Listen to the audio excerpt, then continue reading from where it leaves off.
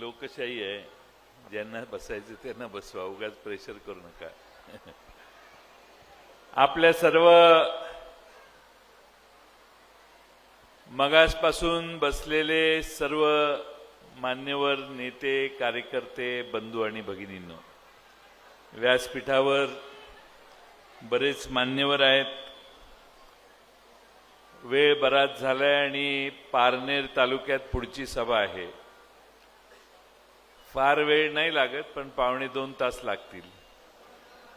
त्यामुळे ते घरी जायच्या आधी पोचणं गरजेचं आहे. आपल्या लाडके दोन्ही खासदार माननीय अंकुश काकडे साहेब, राजेंद्र फाळकेजी, आपले जिल्हा राष्ट्रवादीचे अध्यक्ष संदीप वरपे, कार्याध्यक्ष मेहबूब शेख, पंडित कांबळे, नितेश कराळे, रोहिदास कर्डिले, बाबासाहेब बिटे, रामेश्वर निमचे, सीताराम काकडे, मच्छिंद्र सोनवणे, सुनील अडसुरे, अभिजित ससाने, आमच्या अक्का सोनाली, सर्वच या निमित्तानं उपस्थित असणारे आपण मान्यवर आणि बंधू भगिनींनो, आपल्या सर्वांना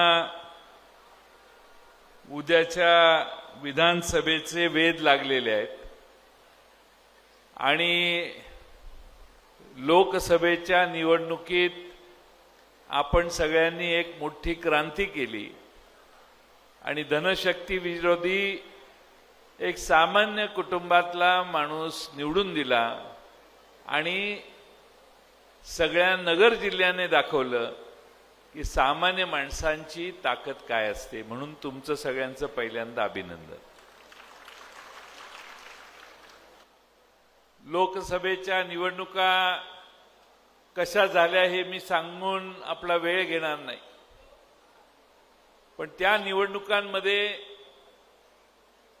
400च्या पार जाणारा भारतीय जनता पक्ष तुमच्या सगळ्यांच्यामुळे 240 वर थांबला. राष्ट्रवादी काँग्रेस शरद पवार साहेबांच्या नेतृत्वाखालचा फक्त 10 जागा उभा करून निवडणूक लढवणारा त्या पक्षाचे 8 खासदार निवडून आले. 9वा खासदार निसटत्या मतानं पराभूत झाला. महाराष्ट्रामध्ये आणि देशामध्ये शरद पवार साहेबांच्या पक्षातले सगळे निघून गेले तरी महाराष्ट्रातला सामान्य कार्यकर्ता आणि सामान्य जनता पवार साहेबांच्या मागे उभी राहिली. यातच शरद पवार साहेबांचं नेतृत्व किती श्रेष्ठ आहे हे सिद्ध होतं असं मला वाटतं. आपण सगळ्यांनी पवार साहेबांच्या मागे उभा राहण्याचा निर्णय केला.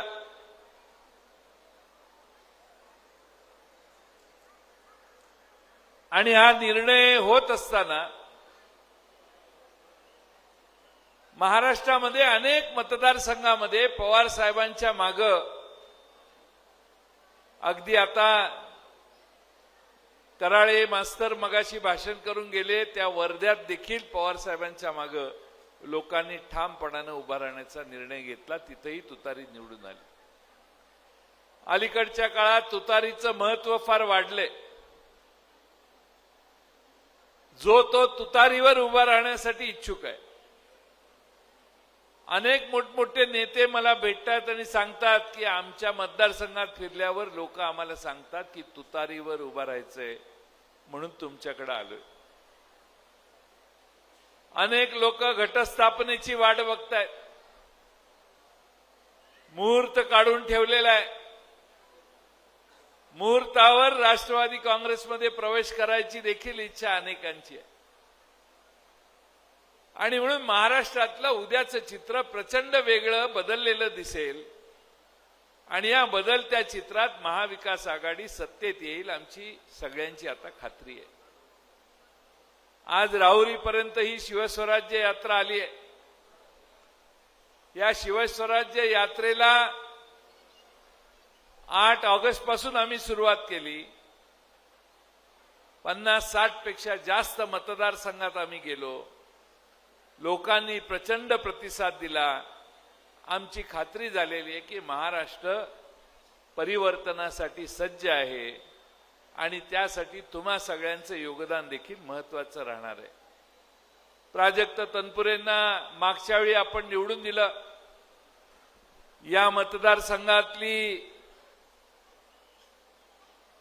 विकासाच्या पासून लांब मतदारसंघ जातोय, वेगळ्या वळणावर आणि वाटेवर जातोय असं वाटत असताना प्राजक्त सारख्या एका तरुण आणि उमद्या नेत्याला आपण विधानसभेत पाठवलं. कर्मधर्म संयोगाने बापूसाहेब तनपुरे अनेक वर्ष आमदार होते, पण मंत्री होताना काही त्या काळात अडचणी आल्या. पण प्राजक्तचं नशीब एवढं चांगलं आहे की बापूसाहेबांच्या पुण्याही उपयोगी आली आणि प्राजक्त तनपुरे मंत्रिमंडळात गेले. मी बापूसाहेब तनपुरेंचं काम अनेक वर्ष आम्ही लहानपणापासून बघत आलोय. व्यक्तीपर्यंत पोचणारे आमदार कसे असतात हे बापूसाहेबांनी त्यांच्या 25, 30, 40, 50 वर्षाच्या कारकिर्दीत दाखवलं. महाराष्ट्राच्या मंत्रिमंडळात जेव्हा प्राजक्तांना काम करायची संधी मिळाली त्यावेळी प्राजक्तांनी आदिवासी विभागात उत्तम काम केलं, वीज खात्यात उत्तम केलं. जेवढी जबाबदारी होती तेवढी सगळी उत्तमपणाने पार पेटली आणि हे सिद्ध केलं की मंत्रीपदाचा उत्तम उपयोग महाराष्ट्रातल्या जनतेसाठी प्राजक्त करू शकतात आणि त्याचं उदाहरण त्यांनी फक्त 2-2.5 वर्षात घालून दिलं. आज 2-2.5 वर्ष आम्ही विरोधी पक्षात आहे. 2 वर्ष शिवसेना फोडली, राष्ट्रवादी फोडली, भारतीय जनता पक्षाने सत्ता काबीज केली. पण काबीज करताना एकनाथ शिंदे राज्याचे मुख्यमंत्री झाले आणि 105 आमदार असणारी भारतीय जनता पक्ष बाजूला जाऊन बसली. म्हणजे बाहेरून पाठिंबा दिल्यातलाच प्रकार आहे आता सध्या, कारण एकनाथ शिंदे काय कुणाचं यांचं ऐकताय तसं मला दिसत नाही. थोड्या दिवसाने राष्ट्रवादी फोडली. राष्ट्रवादी आणि शिवसेना आणि भारतीय जनता पक्षाचं सरकार महाराष्ट्रात काम करताना भ्रष्टाचाराचा कळस या तिघांनी महाराष्ट्रात करून दाखवलेला आहे. लोकसभेच्या निवडणुकीच्या आधी 90,000 कोटी रुपयाची कामं रस्त्याची काढली. 6 रस्त्याची. जालन्यावरून नांदेडकडे जाणारा रस्ता 11,000 कोटीचं एस्टिमेट. टेंडर मला वाटतं 15 का 16,000 कोटी लागेल. अलिबाग पासून विरार पर्यंत जाणारा एक कॉरिडॉर 20,000 कोटीचं टेंडर 26,000 कोटी लागेल. जालन्याहून नांदेडला जायच्या रस्त्याचा खर्च 1 किलोमीटरला 83 कोटी आणि अलिबाग पासून विरारला जायच्या एका रस्त्याचा खर्च 273 कोटी. चंद्रावर जायला चांद्रयान-3 भारतानं पाठवलं. 600 कोटी चंद्रावर पोचलो आपण. पण इकडं विरार पासून अलिबाग पर्यंत जायला 26,000 कोटी रुपये सरकार मोजायला तयार आहे. उद्देश एकच आहे. रस्ता हा मुद्दा नाही आहे, कारण मागणीच नव्हती त्यावेळी. पण उद्देश एकच आहे, मोठी टेंडर काढणे, भ्रष्टाचार करणे, वाम मार्गाने पैसा मिळवणे, तो निवडणुकीमध्ये खर्च करणे, सामान्य लोकांची मतं खरेदी करून पुन्हा सत्तेवर येण्याचं पाप या लोकांच्या मनात आज आहे. पण लोकसभेची निवडणूक झाल्यानंतर आपण जो चमत्कार दाखवला त्यातनं हे सरकार घाबरलं आणि घाबरलेल्या सरकारने तिजोरीचं दार बाजूला काढून ठेवलं आणि म्हणेल त्या गोष्टी आणि योजना आता जाहीर व्हायला लागल्या. प्रचंड मोठ्या प्रमाणामध्ये सरकारी पैशाने कार्यक्रम व्हायला लागले. आज शिर्डीला एक कार्यक्रम होता. मला प्राजक्त दादा सांगत होते की वांबोरीला 4ही बाजूने जाणारे विद्यार्थी एकाच ठिकाणी थांबलेले, कारण एसट्याच गायब झालेल्या होत्या. का? तर यांच्या कार्यक्रमासाठी सगळ्या एसट्या त्या भागातल्या लोकांना घेऊन गेल्या आणि नागरी सुविधा ज्या एसटीची असते ती पूर्णपणाने या जिल्ह्यात काही तास ठप्प होती. म्हणजे सरकार यंत्रणेला वेटीला धरून स्वतःचे कार्यक्रम करण्यात आज गुंग आहे. आणि म्हणून आपलं हे सरकार भ्रष्ट आहे याचा शेवटचा पुरावा मी तुम्हाला देतो. छत्रपती शिवाजी महाराजांचा कोकणात राजकोट नावाच्या किल्ल्यावरचा पुतळा उभा राहिलेला होता. आपले माननीय मोदी साहेब यांच्या हस्ते उद्घाटन गडबडीत करणं आवश्यक होतं. त्यांनी पुतळा उभा केला, उद्घाटन केलं. उद्घाटन केल्यानंतर तो पुतळा 6-8 महिन्यात कोसळला. शिवाजी महाराजांचा पुतळा करताना देखील या लोकांनी भ्रष्टाचार केला, त्यात काही पैसे हडप केले आणि म्हणून शिवाजी महाराजांचा पुतळा करण्यामुळे पुतळा पडला म्हणजे महाराष्ट्राचा स्वाभिमान कोसळला असं आम्ही सगळे मानतो. आणि म्हणून या शिवाजी महाराजांच्या पुतळ्यामध्ये भ्रष्टाचार करणाऱ्यांना महाराष्ट्रातली जनता शिक्षा दिल्याशिवाय राहणार नाही असा आमचा सगळ्यांचा विश्वास आहे. आपल्या सगळ्यांना काहीही झालं तरी येणाऱ्या काळातल्या विधानसभेला तोंड देत असताना प्रचंड मोठ्या प्रमाणामध्ये आपल्या सगळ्यांना हे लक्षात येईल की प्रचंड पैशाचा पाऊस पाडण्याची क्षमता या लोकांची आहे. एकेका मतदारसंघात म्हणाल तेवढे पैसे खर्च करायची तयारी आहे. पण मागच्या लोकसभेत सामान्य माणसांनी दाखवून दिलं की या पलीकडे जाऊन माणसं मतदान करतात आणि तेच उद्याच्या प्राजक्तदादांच्या निवडणुकीत तुम्हा सगळ्यांना दाखवायचे.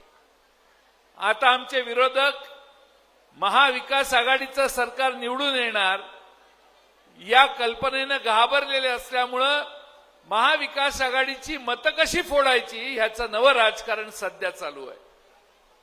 मग एक आघाडी करायला लागले, त्या आघाडीला फंडिंग करायचं, आणखीन एक वेगळा पक्ष आहे त्याला फंडिंग करायचं आणि महाराष्ट्रामध्ये आमची मतं महाविकास आघाडीची कशी तोडता येतील हे बघण्याचं राजकारण सध्या मुंबईत बसलेली लोक, सत्तेत बसलेली लोक करतायत.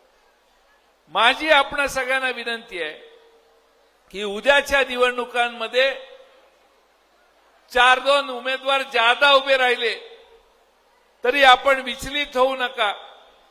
तुतारी वाजवणाऱ्या माणसाच्या चिन्हाच्या मागे तुम्हा सगळ्यांची ताकद उभी करा. महाराष्ट्राचं भवितव्य उज्ज्वल करायचं असेल तर ताकदीनं आपल्याला काम केलं पाहिजे, एकसंघ राहिला पाहिजे आणि त्यासाठी महाराष्ट्रातल्या महाविकास आघाडीच्या मागे आपण सगळ्यांनी आपली ताकद उभी करावी. प्राजक्ता दादाचं काम मी सांगायची गरज नाही, तुम्ही तो अनुभव घेतलेला आहे. पण प्राजक्ता दादाने निळवंड्याच्या योजनेसाठी सतत मी जलसंपदा मंत्री असताना पाठपुरावा केला. प्राजक्ता दादाला मी म्हणायचो काय काम करायचं, म्हणजे माझं मामा एकच काम आहे, ते निळवंड्याचा कालवा पूर्ण करा, बाकी माझी तुमच्याकडे काही मागणी नाही. आणि माझ्याकडून माझा पाठपुरावा करून 1200-1250 कोटी रुपये आपण निळवंड्याला पहिल्यांदा, म्हणजे निळवंडे मी विधानसभेत 90 साली निवडून गेलो, 90 सालापासून निळवंड्याची चर्चा विधानसभेत असायची, भाषणं ऐकायचो. त्यामुळे माझ्या मनावरही परिणाम झालेला की एकदा निळवंड्याचा विषय संपवला पाहिजे आणि म्हणून प्राजक्ता दादांनी आठवण केल्यावर आम्ही सगळ्यांनी महाराष्ट्राच्या अर्थसंकल्पात जास्तीत जास्त तरतूद केली. आमचे बाळासाहेब थोरात पण त्यात सहभागी होते आणि निळवंड्याचा धरणापासून निघणारा कालवा हा अतिशय चांगल्या पद्धतीनं पूर्ण केला. पण आमचं सरकार पडलं, त्यामुळं उद्घाटन करण्याची सूचना आम्ही राज्याच्या आणि देशाच्या प्रमुखांना केली की तुम्ही जाऊन उद्घाटन करून घ्या. पण निळवंड्याचं सगळं श्रेय हे महाविकास आघाडीला जातं. महाविकास आघाडी सत्तेत आली म्हणून निळवंडे झालं आणि राहुरीपर्यंत पाणी आलं, हे कदापि मित्रांनो विसरू नका. शेवटी अनेक प्रश्न आहेत, त्या प्रश्नांच्या खोलात मी जात नाही. तुम्हालाही आता सगळे जाऊन जेवणाच्या टेबलावर बसलेले मला दिसतायत, पण वाढपी काय वाढायला तयार नाही. त्यामुळं वाढपी वाढायचा, वाढपी माझ्या पार्टीत असल्यामुळे तुम्हाला माझं भाषण संपेपर्यंत त्या वाढप्याला मी सूचनाच देणार नाही वाढायच्या. पण विनोदाचा भाग सोडून द्या, पण उद्याच्या निवडणुका महाराष्ट्राचं राजकारण बदलणारे आहेत.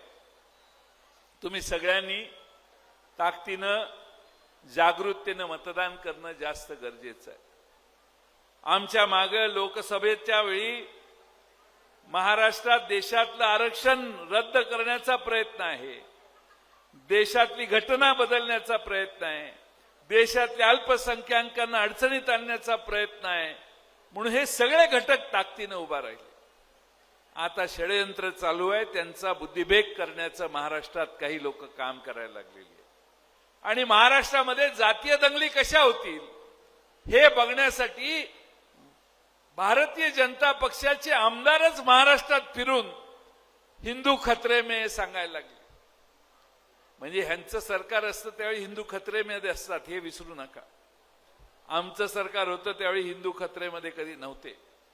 पण लोकांचा बुद्धिभेद करायचा, मतामध्ये विभागणी कशी होता येईल हे बघण्याचं काम काही लोक करतायत.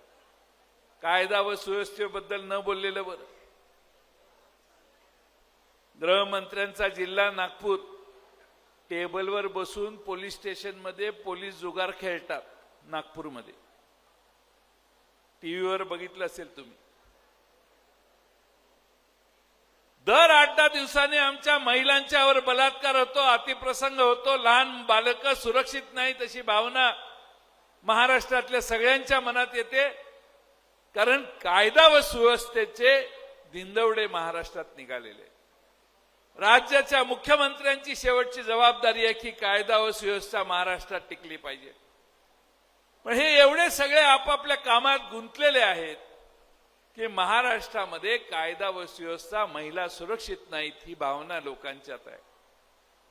आता नव्या नव्या योजना आमच्या भगिनींच्यासाठी चालू आहे. हे महाराष्ट्रभर फिरतात आणि सांगतात की आम्हालाच पुन्हा निवडून द्या, नाहीतर या सगळ्या योजना बंद होतील. एवढ्या योजना यांनी काढलेल्या आहेत की काल परवा रिझर्व्ह बँक ऑफ इंडियाला महाराष्ट्र सरकारने अर्ज केलेला आहे की आम्हाला डिसेंबर पर्यंत 1.25 लाख कोटीचं अजून कर्ज द्या.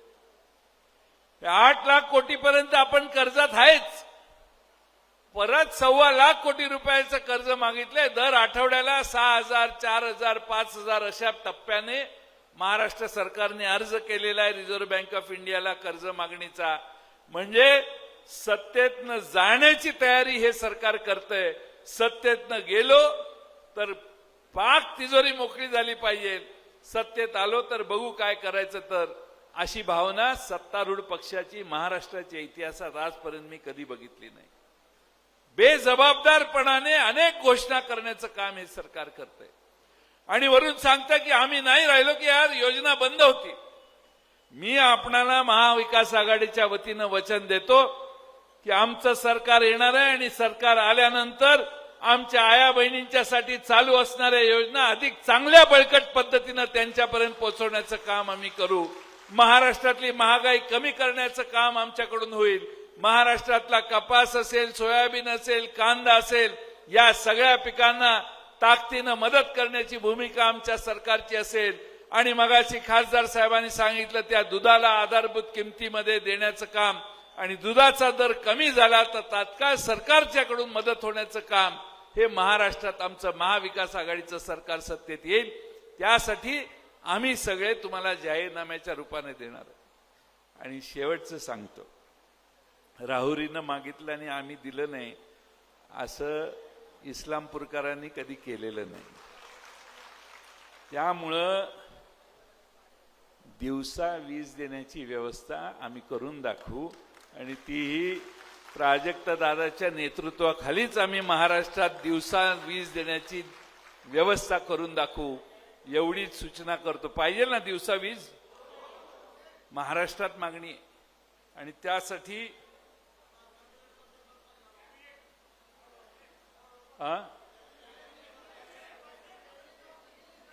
उत्कृष्ट संसदपटू म्हणून त्यांना पुरस्कृत केलेलं आहे. त्यांना विधानसभेत उत्तम भाषणं केली म्हणून त्यांना पुरस्कार मिळालेला आहे आत्ताच गेल्या काही दिवसापूर्वी. आणि त्यामुळं या सरकारने दिला म्हटल्यावर किती चांगलं भाषण केलं असेल विचार करा तुम्ही. त्यांचं कौतुक करणारं तर भाषण झालं नसेल तरी देखील त्या बिचाऱ्यांनी यांना पुरस्कार दिला. कारण प्राजक्तदादांनी अनेक विषय विधानसभेत उत्तमपणाने मांडले. विधानसभेत जाणारा माणूस बोलला पाहिजे, चांगल्या पद्धतीनं त्याने भाषण केलं पाहिजे आणि तुमचे प्रश्न मांडले पाहिजेत. आणि ते प्रश्न मांडण्याचं काम प्राजक्तदादांनी अतिशय प्रभावीपणाने केलं. पण त्याच्या आधी मंत्री म्हणून देखील अतिशय उत्तमपणाने पहिल्यांदा निवडून गेल्यावर देखील उत्तमपणाने काम केलं. आणि म्हणून आज तुम्ही सगळे त्यांच्या मागे ताकदीनं उभा आहात. मी आपणा सर्वांना एवढीच विनंती करतो की निवडणूक डोळ्यात तेल घालून ही निवडणूक करा. अचानकपणाने बरेच उमेदवार समोर उभे करण्याचा प्रयत्न समोरच्यांचा आहे आणि तुम्हाला विचलित करायचं, तुमची मतं खायची आणि आपली पोळी भाजून घ्यायची असा प्रयत्न काही जण करतील. त्यामुळं एकच वादा प्राजू दादा, त्याच्यात विचलित होऊ नका अशी विनंती या निमित्तानं करतो. निवडणुकीच्या वेळी भाषणाला आम्ही येऊ त्यावेळी जरा जास्त बोलू. पण अरे मलाच बोलायचं अजून, माझं झालेलं नाही. काल मी कुठं गेलो, अकोल्याला गेलो, असाच भाषणाला उभा राहिलो. भाषण सुरू व्हायच्या आधीच एक माणसाने भाषण खाली बसला, खाली उभा राहिला, म्हटलं साहेब उमेदवार घोषित करा. अरे म्हटलं नाही उमेदवारच घोषित करा. अरे म्हटलं बोल नाही म्हटले उमेदवारच घोषित करा. मी म्हटलं तू उमेदवाराच्या साठी झाला असेल तर मी आपला बसतो, म्हटलं तुझं चालू जाऊ दे म्हटलं. सांगण्याचा मतितार्थ काय की महाविकास आघाडीचे उमेदवार घोषित करायचे नाहीत असं आमचं तंत्र ठरलेलं, आमचं सूत्र आहे. त्यामुळे मी शक्यतो कुठं उमेदवार जाहीर करत नाही. प्राजू दादा इथे सिटिंग आमदार आहेत म्हणून मी त्यांना ते उभे राहतील आणि तुम्ही मदत करा असं सांगतोय, नाहीतर दुसरीकडे कुठं बोलत नाही. जिथं सिटिंग आमदार आहे तिथं त्यांनाच उमेदवारी मिळणार. हे दुसऱ्या कोणाला नको आहे ना उमेदवारी. इथं इच्छुक असेल तर सांगा, पक्ष कुणावरही अन्याय करत नाही. कुणाची इच्छा असेल तर अजूनही हात वर करा, आपला काय प्रॉब्लेम नाही. म्हणून तर अकोल्याला काय झालं, अकोल्याला तेवढंच झालं, हे टीव्हीवर दिवसभर चाललं जयंत पाटील संतापले, जयंत पाटील संतापले, त्यानंतर अर्धा पाऊण तास मी भाषण केलं, ते राहिलं बाजूला. पण मी त्या अर्धा मिनिटात जे केलं ते पूर्ण दिवसभर टीव्हीवर चाललं. त्यामुळं बोलायची चोरी, असे राजे उभे राहिले तर काय बोलता येत नाही आपल्याला. त्यामुळे सगळं ते तिकडं जातं.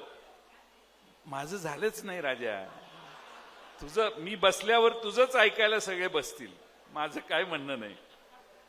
आपण सगळे या निमित्तानं इथं आलात. मी परत सांगतोय की सगळ्यात सुरक्षित मतदारसंघ म्हणून आमचे जे काही मतदारसंघ आहेत त्यात राहुरी विधानसभा मतदारसंघ एक सुरक्षित मतदारसंघ आहे. तुम्हा सगळ्यांच्या जीवावर, तुमच्या सगळ्यांच्या जीवावर आणि कष्टावर ही सुरक्षितता निर्माण झालेली आहे. आणि ज्या पद्धतीनं तुम्ही पाठिंबा प्राजक्तदादांना, राष्ट्रवादींना, पवार साहेबांना देताय, मी प्राजक्तचं कौतुक करेन की ज्यावेळी पक्ष फुटला त्यावेळी त्यांना निमंत्रण होतं सारखं, पण प्राजक्तने ठाम भूमिका दाखवली की आपण पवार साहेबांच्यावर राहू. सत्सद विवेक बुद्धी शाबूत ज्यांची असते त्यांना थोडं संकटाला तोंड द्यावं लागतं, पण लॉंग टर्म त्याचा फायदा होतो. पॉलिटिकल कॅरेक्टर माणसाचं तयार करायचं असेल तर ठाम भूमिका घ्यावी लागते. ती प्राजक्तदादांनी आणि राहुरी विधानसभा मतदारसंघातल्या सगळ्या कार्यकर्त्यांनी, पाथर्डीच्या, नगरच्या आणि राहुरी तालुक्यातल्या सगळ्या कार्यकर्त्यांनी घेतली. याबद्दल तुमचे आभार. लोकसभेच्या आधी आमच्याकडे कुणी बघत नव्हतं, लोकसभेच्या नंतर दुसऱ्या पक्षाकडे कुणी बघत नाही, अशी आमची सध्याची परिस्थिती आहे. का तर आम्ही पवार साहेबांच्या मागे सगळे ठामपणानं राहिलो आणि प्रत्येक मतदारसंघात आता तुतारी वाजवण्याचा मोह सामान्य माणसाला होतोय. माणसंच म्हणतात आमचा मतदारसंघ तुतारीकडे द्या. नेत्यांना सांगतात तुतारीतनं उभा राहिला तर तुझं काहीतरी जमल, नाहीतर काय जमायचं नाही. आणि अजून पवार साहेबांचा निवडणुकीतला झंझावात सुरू व्हायचा आहे. घटस्थापनेनंतर महाराष्ट्रामध्ये पवार साहेबांच्या नेतृत्वाखाली एक वेगळी दसऱ्याच्या मुहूर्तावर नव्या विजयासाठी महाराष्ट्रात शरद पवार साहेब बाहेर पडतील आणि तुम्हा सर्वांच्या आशीर्वादाने महाविकास आघाडीचा विजय खेचून आणतील आणि रामराज्य छत्रपती शिवाजी महाराजांच्या विचारांचं राज्य हे महाराष्ट्रात आणण्याचं काम पवार साहेबांच्या नेतृत्वाखाली आपण सगळे करू, एवढंच या निमित्तानं सांगतो आणि माझे 2 शब्द पूर्ण करतो. धन्यवाद. एबीपी माझा, उघडा डोळे बघा नीट.